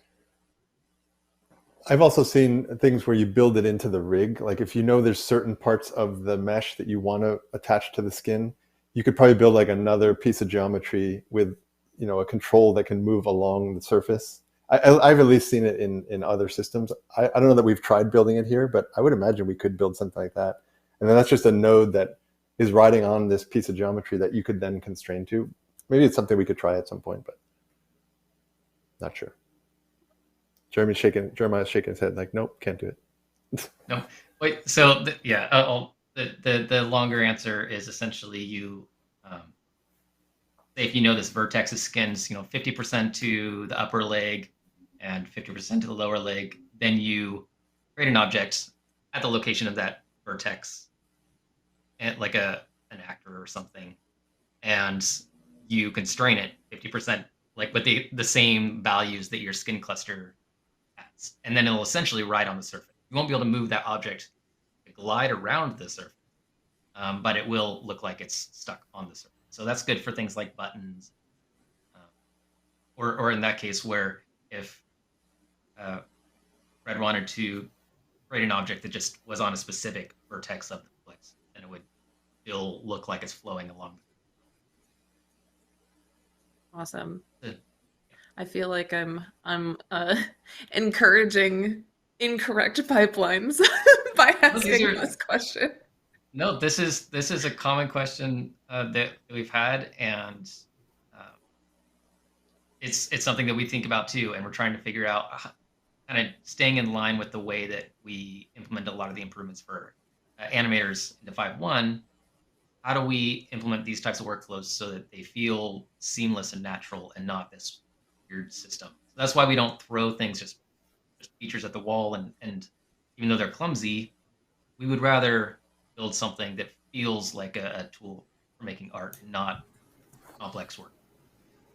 Sometimes that means we release something's a little slower, but it's because we're putting a lot of thought into what that interaction. It's worth, we always, if you look at our release notes, features are experimental or they're beta or they're production ready, and that means a fair bit. If something's experimental, we're warning you that this is probably going to change and evolve. If something is beta, it's getting close to being production ready and is more solid. And if something's production ready, you should use it to make your game. But it's worth it doesn't mean you shouldn't look at experimental features. You shouldn't play with them and even offer us feedback, because that means they're under active development. Absolutely. Yeah, for sure. Please give us notes, but kindly, please and thank you. That's my personal request to you. Our poor developers, they need a twinkle of kindness every once in a while. So another question that came up, this is about state tree. They're wondering, does state tree replace behavior tree? No, like state tree and behavior tree have like a common root, but I can't speak for the AI team. I don't want to say something wrong, but no, it's more of a genericization of that system, so people can create state machine driven actors that do not depend on the AI behavior system, because that tends to require a certain amount of C++ for extensibility and so on. Whereas here you can just create a simple state machine, or as complex as you want, without really leaning into the complexities of that system. So shared root, but not a replacement, is I think the right answer. If someone from the AI team then messages me and says, actually, no, I will tweet my shame. But as far as I know, the AI system has gained a bunch of new stuff that I can't speak to smartly enough yet. But yeah, the state tree itself is a standalone system that's going to go through a bunch of evolution. If you looked at it in earlier iterations, it's gained a ton of usability and a ton of parameterization over the last release schedule. So expect more of that in the future too. A lot more memory efficient. It is way more memory efficient. Yeah. It's one of those things where they've done a ton to optimize it. So if you are looking to build a bunch of state machine based actors, it's not going to bog down your project. It's going to be relatively clean and optimized at this point. Awesome. Those little optimization bits are helpful wherever we can get them. So I feel like, Sam, I'm going to be getting you in a bunch of trouble by the end of this stream from all the different teams. So the next question, they were wondering, if you select an object in the viewport, will it automatically expand the folder in the outliner? Oh, that's kind of interesting. So one thing with the outliner is it should. Let me go check. So I'm in the outliner. I'm going to do it in real time, as they say. Yes, I am selecting the item in the outliner, and it is doing that. So one of the things, actually, if you want to cut to my stream for a second, I can show one additional feature in the outliner that I didn't get to. And that is basically, there is an option called always frame selection. And that means if you uncheck that and you select something in the world, your outliner is not going to jump to it. It is going to stay on wherever it was. So you don't have to worry about the outliner jumping around. However, let me just disable my filter. That would make things a bit better. So I'm selecting things here, selecting things here, selecting things here, and that one is not something that is currently visible in my outliner. If I switch to always frame select and then select it, it will jump to it. So it's just one of those little features. But yeah, since I had a chance to answer the question, I figured I'd also demo this for you. Yeah, neat little feature. And yes, selecting something in the world will bring it up in the outliner as before. It will jump to it unless you tell it not to. That's awesome. I feel like I'm really nerding out over the outliner updates, but they are so awesome. Little things. Yes, absolutely. Another outliner question that I saw, since it's in same category, I figured I'd throw that out there at you as well. They were wondering if you're scrolling through the outliner and you select one of the folders that's near the top. Would that automatically expand that folder, or does it just bring you back up to that folder? It expands the folder. It basically jumps you back to that part of the directory structure and opens up the folder that it was in. So it's awesome. A really quick way to navigate around, because yes, half of my Unreal 4 development time was spent scrolling through the outliner looking for that one actor that I hadn't turned tick off yet. And this just makes that immensely easier. Yeah, I feel that, and I feel like probably most of chat also feels that, and most developers in general. I'm kind of curious Actually, about if we just added up the amount of time everybody spent scrolling through Outliner in total, but I'm also a little terrified of what that number would be. I So don't want to know. I spent a year of my life scrolling my mouse wheel.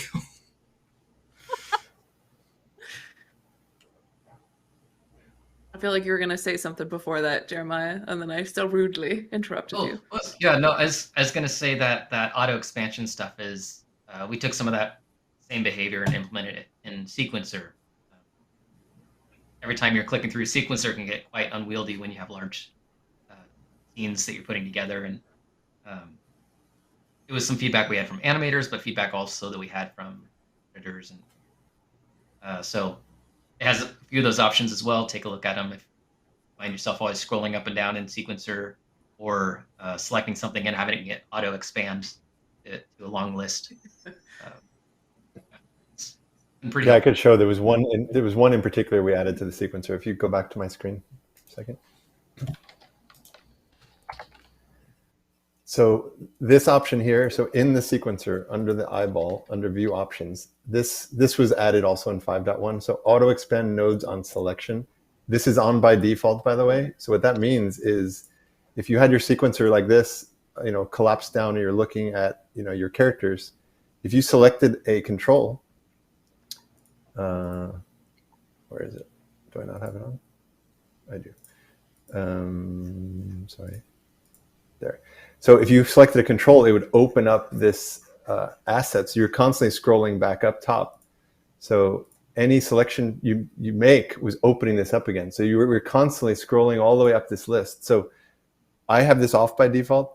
So if you turn that off and you collapse it down, now when you make a selection change, notice it stays collapsed. So that's very similar to that. But that really also helped with the flow of just staying in the sequencer, because the sequencer is so important.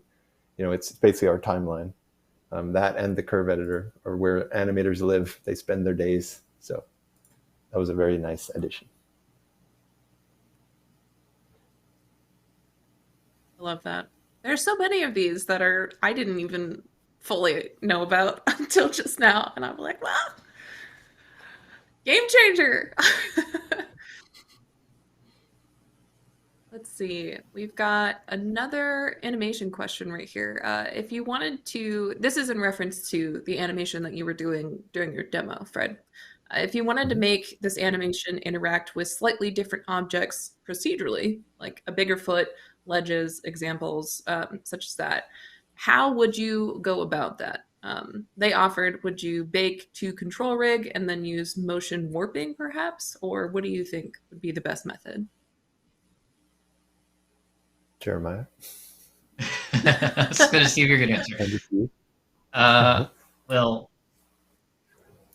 I think that there's rarely a magic bullet that will solve all of those things. So I would look at what's the context. So if it's something like you have an animation that you want the character that's leaping on to be able to leap onto a couple different points. Maybe it's a ledge and then up onto a higher ledge. Maybe it's a character that's walking. Maybe motion warp is the right place. Yeah. If it's something like when it lands on the foot and the foot has different, you want the feet of the little Ant-Man to adjust dynamically, then you would probably use some sort of post-process animation blueprint using control rig to automatically detect where those feet are going to go. In fact, in that specific case, you could say a control rig is able to trace into the world. You can use some of the trace nodes. So you can say, when my character jumps up onto this thing, animate on my foot placement, and that could trace the feet down, and the feet would actually sit on the surface of the geometry. So kind of ties back to what would it look like to constrain directly onto the surface of geometry. This wouldn't be a necessarily constraint, but it would be your feet would remain adapted to whatever size that foot is if you wanted to jump onto different sized characters. The bake to control rig piece, that's more of an authoring side. So that's when you're generating the animation as an animator, you're authoring this attack or this cinematic. But you can layer on tons of other things onto that. So you have the character that's being animated, and then you want to say, hey, I want to have some physics elements to it. Maybe I'll do a post-process animation blueprint, bridge of bodies. And I also want to be able to have that character adapt to different terrain. I want to step over the rocks that I want to put in there, or I want to be able to leap over different sized boulders. I mean, we showed some of that stuff in the Valley of the Ancient Ocean World. You start combining these different techniques just in little isolation, and pretty soon you get something that's really powerful. It's not necessarily overly complicated. Just little nuggets of logic that you're able to layer on to your already refined parts. That's why I say it's not a single answer, but it's a lot of different ways to approach it depending on what exactly you're trying to. Yeah, and sorry, Jeremiah, the reason I threw it to you is because like that, I'm an animator. I would just brute force it and animate the contact and all that stuff, right? So I'm really looking forward to getting more into the game side and taking advantage of those tools and workflows. And I'm really excited about the physics component that you mentioned earlier too, because if I could have hopped up and landed in that pose, but then have like his hands and his feet pinned to the character, but then physics would, the character would kind of wobble around as the kind of foot hit the ground. That's really cool. If the character jumps up and he's hanging, that could be a ragdoll. And then I blend it back to my poses. And that's the workflow I'm really excited to get into. Now that they have the basics of the physics stuff, how do we now as an artist take advantage of that and go in and out of using physics and blending back and forth between poses and ragdolls and that kind of stuff. So that would be really useful for this kind of thing too. So. Yeah, absolutely. In fact, what I have pulled up my physics, the physics level, if you go to my stream, just to show what some of this simulation looks like. So this is a character that's sitting in a car. When I step away, you can see just the animation. But then going up close to it, you see how much movement is actually being simulated and layered on, including the character interacting with the gear shifter. And if we go to the end here, we have character hanging. I think if I move in, and something collides with the character. So as we're thinking of animation tools, thinking about characters, we're not just thinking of a linear. Of course, we're thinking of how do we make it interactive? How do we make it immersive? How do we make it so you can have a wide open world with emergent behavior, so you don't have to craft every single interaction? Here's another great example. I kind of imagine if it was a giant, a small guy, you might get some of the stuff that Fred was just talking about. As I pull away, you can see just kind of a basic animation. You have some stuff, but once we get in there, so much more motion, arm swinging, the leg swinging, and interacting.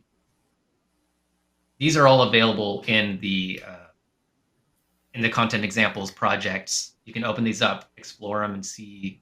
I mean, I'd love to see what everybody is able to do with it. It's just incredible. I feel like that's going to take realistic animations just that much further in any kind of context, really. It adds those tiny kind of micro movements that one might not even think about, but two are also, I'm not a full-time animator, so you can correct me if I'm wrong, but I feel like that's probably really difficult to add all of those tiny movements in. I mean, it's also we spend so much time doing that kind of secondary motion. So huge time. You're making a massive world. You cannot craft every interaction. What does it look like when I walk next to the tree? What if I walk next to the tree, at a 30-degree angle instead of 40-degree angle? Now I have to recreate a new animation for this. Or what if I move a rock? What if I have procedurally generated worlds and I want my character to walk through it? What if I have characters that my users can create that have portions but I still want all my interactions to feel the same. I mean, you're getting to like thousands, millions of animation assets to interact with every conceivable thing. That's just unscalable. That doesn't work. And so it's these types of systems that make it so you have really high quality animation that someone like Fred and our animation teams are able to, and then layer on the piece so that it always feels immersed in whatever environment. It's funny. It's actually, I was just working with some Metasound stuff, and it feels like Metasound is following that same philosophy, which is you've got an open world game and your character has 5 kinds of shoes that produce 5 kinds of footsteps. What if you're walking on grass? What if you're walking on mud? And previously you would have to make hundreds of discrete samples, put them in a sound cue, and then, you're paying for them, if nothing else, from memory all the time. Whereas with the Metasound, you can say, this is a footstep. This is the logic for this kind of shoe. This is the logic that defines what it sounds like on dirt versus snow. And instead, so it's generating the audio rather than using canned audio, and it can handle more combinations than, anyone outside a 600 person team could handle. Like, no matter how big your team is, there are always going to be things you didn't think of. And this sort of handles all your edge cases and lets you focus on getting the core content just right. And it makes it so much more scalable. You're able to say, oh, I want to have a new world that's in snow. You're like, all right, well, this is how snow interacts with different materials. And suddenly you have characters running around, and it sounds like whether they're in heels or leather boots, they're running around in snow. Exactly. You don't suddenly the nightmare of every developer is someone like me showing up wearing a lead designer hat and going, we're doing a lava world, guys. And everyone's like, oh no, we can't do that. We don't have time to make all the assets for that. Whereas now, with a lot more procedural generation and rules-based logic, you can. And I think it opens up the world to, smaller teams producing more content of a higher quality in a very flexible manner, which is amazing. I think how far we've come as developers in the last 30, 40 years, it's kind of stunning seeing things like the physics component. I remember when I asked an engineer about doing something like that in the late 90s, and they're like, maybe one day. For now, you're going to hand animate it all. Yes, now we live in the future. Yay. Thank goodness. Make some of those just a little bit easier for everyone, which is part of what I really love about it. I feel like it is, obviously, this is stuff that was possible to do with a lot of time and work, and was definitely more doable for large scale studios with endless budgets, whereas now I feel like it's a lot more accessible to the everyday developer, indie developers, smaller studios, even hobbyists can get into these kinds of features and really make an incredible and believable world without having to spend the next 15 years solely dedicating every single waking moment to it, Yeah, and that's another thing too with the engine now, with the fidelity of the quality of the look and the lighting is so good now that we're more than ever now, the film industry and the game industry have converged. So for an animator to be able to hop into like the full environment with full lighting and everything and be able to touch and animate within that is like a whole new world for us. We were always animating like proxy stand-ins of characters with default lighting. You couldn't see the mountains in the back. You couldn't see the reacting to the sun or the light. But now the fact that, shadows and everything, it's all there, and, it's a big difference. And when you're working across a sequence of several shots within that context and be able to hop in and out of, a shot out to the sequence and see how it plays in continuity, then into one of the shots and edit it, those are super, really, really cool workflows. So. Yeah, absolutely. And probably end up making, I feel, future iterations of it easier because you have all of those components available while doing it, so you don't have to adjust once they're added later. Awesome. There's a question here. I'm not sure if we have the answer for this one, but I'm going to throw it out anyway. They want to know how to use MetaHuman with third-person characters since retargeting was changed to live link, or if that's possible. Retargeting is not changed to live link. If that, there in 5.0 there was retargeting, a retargeting completely redid it using. Now there's the IK rig and IK retargeter, which also there's a level in the content examples that goes through live. Metahumans also come pre-set up with some pretty cool stuff. If you download a metahuman and you open up the blueprint, you'll see there's a boolean that says like use, I don't remember what it's called, use retarget source or something like that. And that'll make it so you can automatically retarget your something like third-person player onto a metahuman. If you open up Project Lyra, there's some cosmetic settings in the editor preferences. Open up editor preferences, and you'll see at the very top there's Lyra cosmetic developer settings. And you'll see some cosmetics. I had the project open. I'll show you. You can add a plus. It'll say, I want to add a character part, and you just put in your metahuman blueprints as the first one.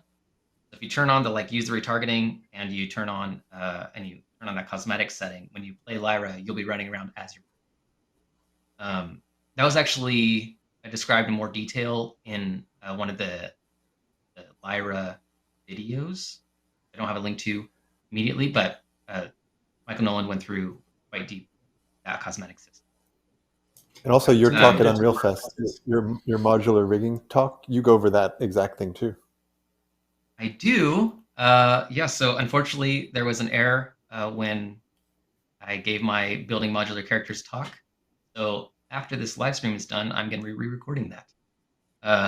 But it'll be available, and I talked through this entire thing. Expected in a couple weeks.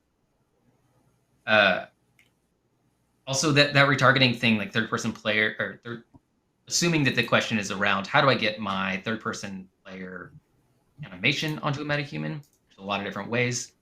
All the old ways apply: right-click, duplicate, and retarget. Still an option that you can do on your blueprints for your third-person player and choose your metahuman. Metahumans come with an IK rig asset, and I believe an IK retargeter asset. So you can, it has all the pieces it needs to automatically just generate new assets or live retarget. I believe the metahumans documentation includes detailed instructions on those. I will Awesome. try and look up. We can do it too. We'll find some links. We'll throw out links, and you can pick anyone that you want. Fantastic. We've got another state tree question here for you, Sam. I'm just going to throw all the state tree at you. How is it that you declare the fail, succeed, and conclude state of a task in state tree? Oh, that's pretty easy. Let me share my screen again, and I will bring up my state tree. So all I'm doing, let me bring up one of these. So you can set transition state. So I have it set up so when it's completed, it goes to root. You can set that to be succeeded, failed, completed, on tick, or on event, which means you can send a state tree event to your state tree and trigger something specific. And then if you look at the actual, let me go to one of my state tree tasks.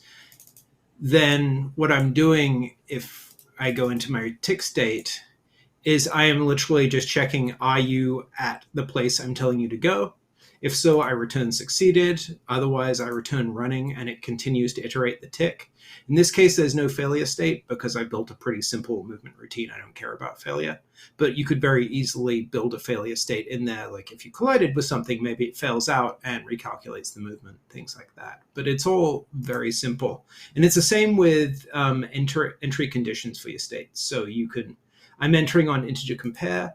There are a bunch of predefined things you can check against, integers, floats, and so on, and they can either be drawn from your evaluator or they can be inherent to the tree. And then all I need to do to check against a variable is there are the actor variables that are the actor I'm running the state tree on. And then there are the evaluator variables, which are the ones that I feed into the system. And I just tell it, okay, use the move mode evaluator variable, which is an integer. And if it's 2, then enter the state. And when I tell it's completed, use this gate delay and then transition back to root. And you can build one thing that I haven't got into here that's also worth mentioning is you can do subtrees, which are the equivalent of functions within a state tree. So you can create a generic subtree for, say, movement logic that you want to share between multiple state trees, and then just reference that subtree within each specific state tree. I haven't done that here, but it is a thing you can do. So worth thinking about. But yeah, it's all very simple. They've done a lot of work between 5.0 and 5.1 to make managing transitions and calling transitions much simpler. You're not required to use an evaluator for everything. You can just do some simple comparisons against your actor or other bound element too. Awesome. So yeah, it's pretty simple, pretty straightforward to get set up. Yeah, it's if I can do it, you can probably do it too, is my general take. It's it's one of those things where it looks a bit complicated, but if you turn into a tech designer for a second, fallback state machine just means if it fails a check, it falls back to the previous check until it hits the root. So you can it means you never get into a state where it doesn't know where to go. It always knows where to fall back. So all you're really going is, these are the checks that I need. Good example of that from an AI perspective is, let's say you have an NPC that can patrol and will attack a player on sight. Its checks would be, the first check would be, do I see a player? If I don't see a player, I fall back to, do I have a patrol path? In which case I'll patrol. If I don't have a patrol path, then I fall back to idle, and that's my default state. And it just runs those checks. And when it sees the player, that is the first check. So that takes priority over the other two. Awesome. So yeah, very straightforward. Love that. Yeah, it's super easy. No problem. Well, and there should be some more content about using that coming from us to help people get up to speed as the feature becomes production ready. Awesome. So keep an eye out, is what you're saying. Yes, watch the skies. Look for our UE symbol in the sky and you'll know. Absolutely. We've got a couple of light mixer questions here as well, if Sure. we're all right with tackling some of those. So they're wondering, can light mixer find lights that are added on construction scripts? Oh, that's an interesting question. Since it would be it would not be generated until the light is added. I suspect it doesn't, but I don't know for sure. But it's basically a tool for editing lights within your existing environment. So I think if the thing doesn't exist, it doesn't know it exists. However, I believe it works with things that have light components and so on. Again, I couldn't say that for sure, but I believe so. What it's really useful for is just looking at the entirety of your lights within a level and going, oh, I have 60 point lights with different settings that are not the same and probably should be. And, it started out as a tool really more for virtual production, but at this point, I think it's incredibly useful for everybody. Like, especially if you're doing more traditional baked lighting and you have a million point lights, spotlights, and directional lights, it makes your life much easier. If you're using Lumen and like my demo that has 3 lights in it, is not as big a time saver, but it's still useful to have. Absolutely. They're also wondering, can light mixer be driven by sequencer to toggle and key the lights, for example? I believe so. I'm gonna guess maybe. I don't know for sure, but sequencer, if you have already animated a property on a light, and then you're in sequencer and you have the auto key enabled, so it'll track changes to whatever object that is, then since light mixer is changing the values on the light, I would expect that those changes would.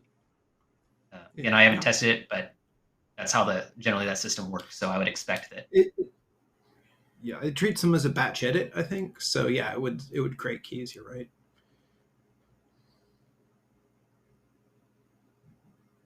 Awesome. See, I'm When in coming at you with doubt, the hard try it out, questions. people. Yeah. You can download Unreal 5.1 right now. That's a good point. Please try it and tell us if it works. Please yell at me on the internet if you don't like it. Yell at Sam on the internet if you don't like Not these people, just me. It's okay.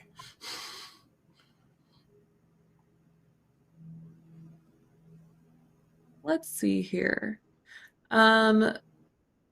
Here's one about modifying curves. Will new handle types be added, like, for example, kind of like Blender's automatic handle, which is useful for modifying curves? Short answer is there's always the option that we may add more things. We have quite a few improvements that we're looking for and looking forward to in future releases. I don't think I can say specifically which features will or will not be included, but we're definitely looking at those types of. We just got 5.1 out, so in one day. But when is 5.2? Or even yet, when is I Unreal will say 6? we do actually have some auto curve tangent behavior. So I don't know if this is, I could show what I'm looking at. I don't know if this is what you're talking about, but there is auto behavior in these handles. So if you look at what's happening here, if you haven't touched these handles, it's still in an auto state, and that means it's going to clamp when it gets closer to that other value. So you can see, even when I move this one, you can see there's automatic behavior that's happening. So I don't know if that's what you were asking, but that is the default, and that's this one right here with the A, automatic tangents. So that is in there. I believe there's also some. Sorry, go ahead, Jeremiah. I was going to say, I think there's also some improvements to inserting keyframes on a curve to improve the tangent creation. Yeah, there's, I think control middle click inserts a key without changing the shape, but that is no longer an auto, so it will not auto. If I just add a regular key, you can see it changes the shape a little bit, but it's still in an auto state. So yeah, it's nice. It's nice not to having to touch handles all the time, because there's a lot of handles that you have to kind of manipulate. So. Awesome. Good information for people to have. I have just a handful more questions to throw at you. There's a ton more, but I don't want to keep you here for the entire day. So I'm going to narrow it down to just a couple more. The first one is, if you have multiple control rigs and want to select a specific amount of keys along all of them, how would you do that? And is it possible?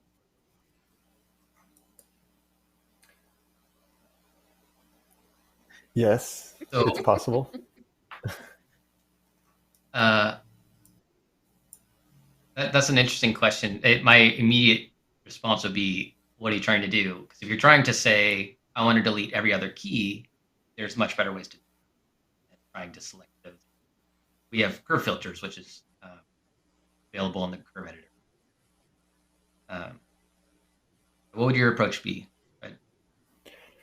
I mean, you could do it in the sequencer. You could load up all those characters in the sequencer. Did you show multiple control rigs? The new, how that looks in that Anim outliner? I did not, but I can. Okay, so I only have one control rig here. Let me just do this real quick. Don't save. This guy? No, that's not it. Sorry. This guy, where are you? CR mannequin body. Okay. So yeah, so now you'll see that if I have more than one control rig, they're actually active. Before in 5.0, I think you had to actually click on the one that you were manipulating. So the fact that now they're both here, so if I have keyframes on this guy, and I have keyframes on this guy here.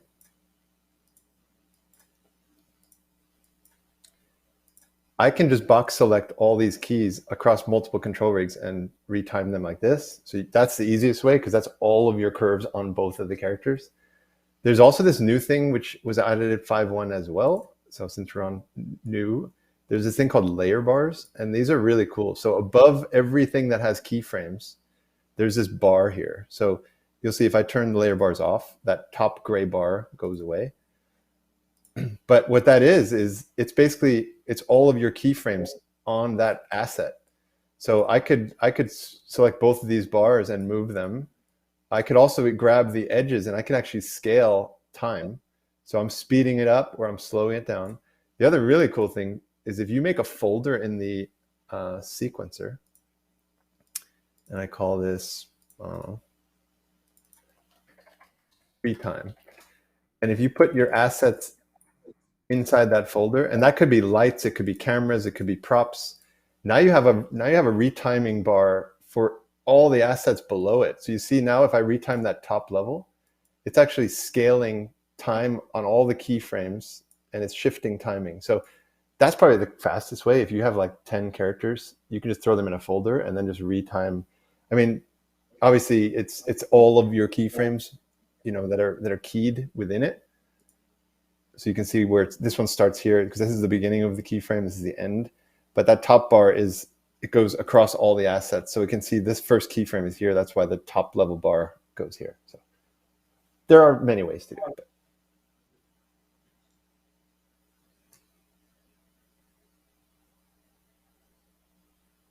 Fantastic. All right. Well, for wrapping up, I have one last question for each of you. And it is it safe for people to update from 5.0.3 to 5.1?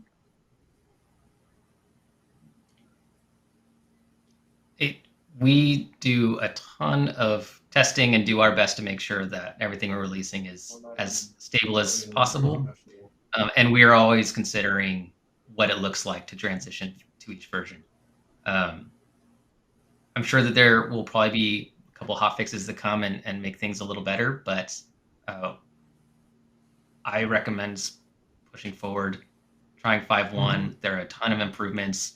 It really was designed as a fit and finish release. So a lot of refinements, yes, a lot of big features in there, but a lot of refinements as well. That's my recommendation. You can blame me. I would just add to that. Sorry. Go ahead. You. I was going to say, if you have an Unreal 5 project, we're going to do this again, aren't we? No. You first. Yeah, so I was going to say, if you have an Unreal 5 project, upgrading to 5.1 should be a no-brainer. I would still recommend, if you're in source control, do an upgrade stream separately just to make sure that, nothing gets weird over the way. But 5.0 to 5.1 should be relatively painless. Unreal 4 to 5.1, as always, there is going to be greater changes. So if you're in an Unreal 4 project and you've been holding off, take a look at our project upgrade guide before moving forward, just to make sure you have all your things covered. Sorry, please continue. No problem. I was just going to add to that. So if you do update from 5.0 to 5.1, if you make changes and you save that project now, you're going to have a harder time getting back, right? So just right, if you save data now in 5.1, you're probably not going to be able to easily go back to 5.0. So just keep that in mind. So that's why it's good to kind of branch off your data and do a bunch of testing and seeing how safe it is before you really start doing real work in there. I think we have a pretty great migration guide available on our docs. Yep. Awesome. So yeah, do it. It's the short version. Just do it. Awesome. Well, with that, do any of you have any last statements or things that you'd like to let the viewers know before we wrap up for the day? My first one is, first off, thank you. Second off, if you don't know if you can do something, try it. Like, just experiment. That's what we do too, is we experiment and we play around with it. And third is, we always welcome feedback. So I think our Twitter handles are available there. Ask questions, reach out, and if you find something cool, share it on the Epic developer community, because we're all kind of learning as a community. So my couple. That was going to be mine. Is sign up for the Epic developer community. Come join us. Join our forums. Make tutorials. Look at other people's work. Ask questions. Give answers. We're a growing community, and a lot of Epic stuff float around there. We create official tutorials that go up there. Our learning materials there, and guides to a lot of the stuff that you've seen will be appearing there over the next month or two. So please sign up and participate. That would be awesome. We'd love to see you there. And also download StackerBot and Lyra, because they are both really good examples of how to make a thing in Unreal 5.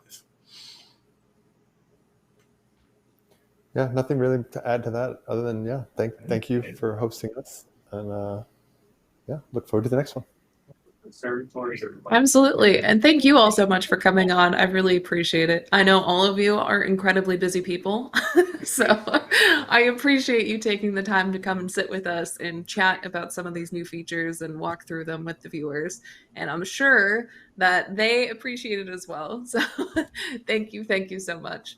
Also, thank you everyone who came and watched. Obviously, the show wouldn't be what it is without you and your participation and your questions. So thank you all so much for being here as well and participating and asking stuff and getting in there. If we didn't have a chance to answer any of your questions, or if we didn't go over some of the features that you were interested in, don't worry, there is so much more to 5.1. We just can't cover it all in a 2-hour time frame here. So make sure you're going and checking out the release notes so you can see all of the new and incredible things that have come out with this latest update. And like they were all saying, go join the EDC, go join the forums where you can ask all of your questions there.